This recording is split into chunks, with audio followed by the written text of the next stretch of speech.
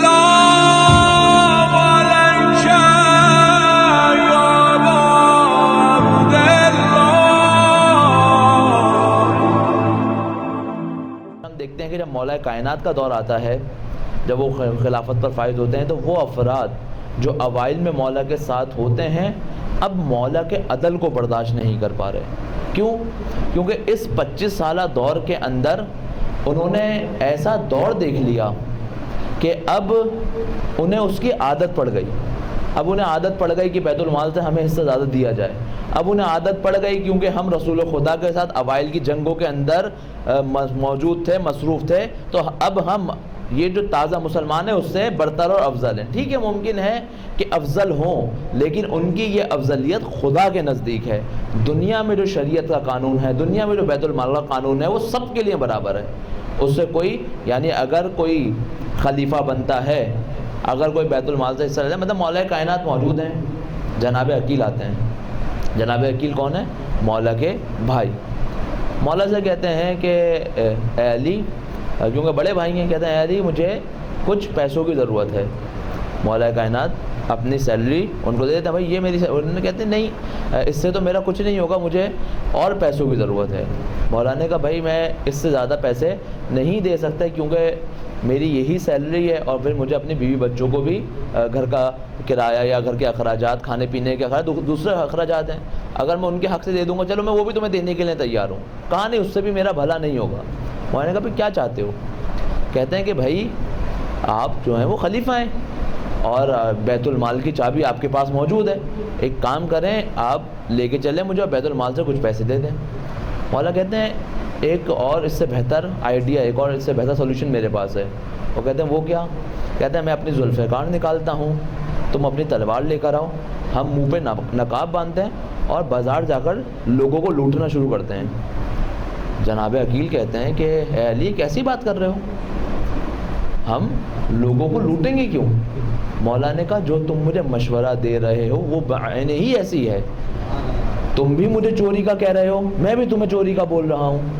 بیت المال میں جو مال موجود ہے اس کی چابی ضرور میرے پاس ہے، لیکن وہ میرا حق نہیں ہے، وہ عوام کا حق ہے، وہ لوگوں کا حق ہے۔ اگر میں اس کو چوری کر سکتا ہوں تو اس کی اور اس کی چوری میں کوئی فرق نہیں، تو پھر ہم چل کے چوری کر لیتے ہیں۔ تو جناب عقیل وہاں پہ شرمندہ ہوتے ہیں اور مولا کائنات سے معافی مانگتے ہیں کہ مجھے ایسی درخواست نہیں کرنی چاہیے تھی، کہ آپ حق پر ہیں۔ یہ شدت عدالت ہے۔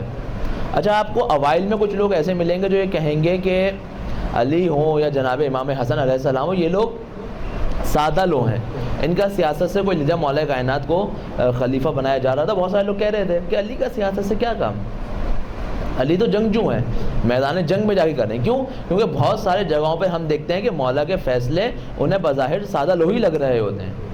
کیوں لگ رہے ہیں یہ سادہ لوہی؟ کیوں؟ کیونکہ مولا کائنات اصول پسند ہیں، کبھی اسلام کے اصول کے آگے اپنے ذاتی مفاد کو نہیں دیکھتے۔ اگر تمہیں یہ سادہ لوہی لگتی ہے تو اس کو سادہ لوہی سمجھو، لیکن مولا کے لیے یہ اصول ہے کہ جب کہا گیا کہ ہم آپ کو خلافت دیتے ہیں، ہم آپ کی بیعت کرتے ہیں، شرط کیا ہے؟ آپ خدا کے نبی اور شیخین کی سنت پہ عمل کریں۔ فرمایا خدا اور خدا کے نبی کی سنت پہ میں عمل کروں گا، لیکن شیخین کی سنت میرے لیے حجت نہیں۔